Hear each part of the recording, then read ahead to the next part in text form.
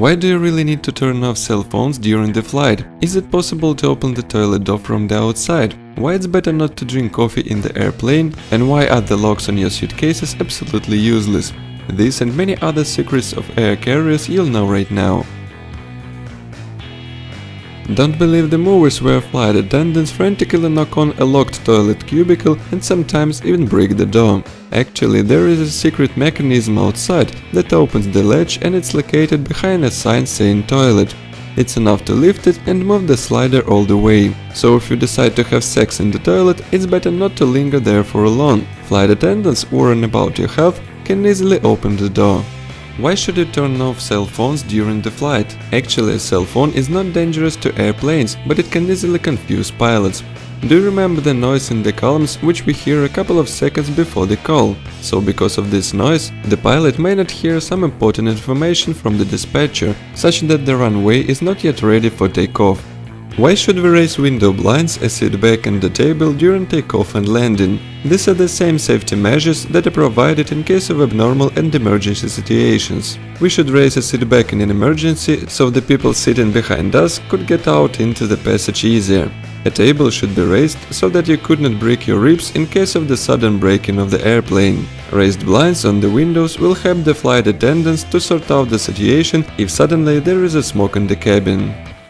Here is a pleasant surprise for anyone who wants more convenience in economy class. It turns out that tightly locked armrest in the chairs next to the window and passage, which you can't raise despite all your attempts, you can raise easily. To do this, push a little button hidden in the recess in the lower side of the armrest closer to its base. However, be prepared for the fact that the flight attendants will ask you to return a raised armrest to the place.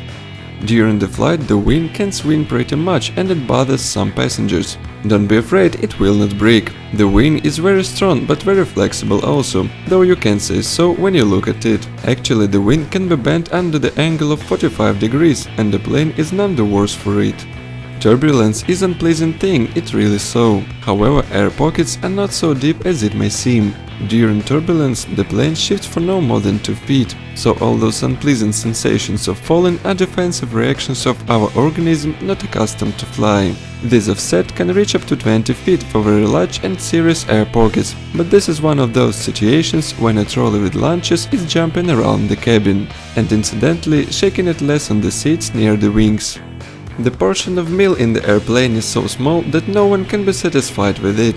Did you know that you can ask an additional portion? Especially for the hungry passengers, as well as for the event of unforeseen circumstances, they take 10-15 additional portions to the flight. By the way, a box of foil in which hot meals are packed is called casaletto. You will be able to show off your knowledge in your next flight.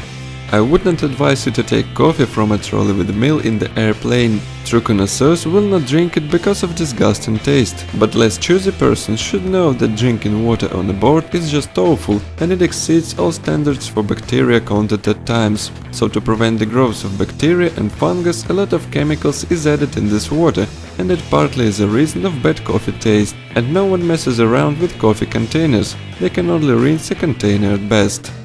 If you put on a mask in case of cabin depressurization, there is volume of oxygen not more than for 15 minutes only in it, but this time is enough so that the pilot could lower the airplane to altitude where the passengers can breathe normally. It's more important that you have only 15-20 seconds before you will pass out. Consequently, we are told to put the mask on yourself first and then on your child. Loss of consciousness for a few seconds will not harm him. Did you know that locks on your suitcases are completely useless? By recognition of workers of the inspection service, they can easily open up the zipper of any suitcase with the help of a regular writing pen, and then they zip it up again, shifting both locked fasteners around the perimeter of a suitcase. They usually do it in airports when they have to identify a luggage without tags. I wish you pleasant flights, and I will be very grateful if you put a like to this video and share it with your friends.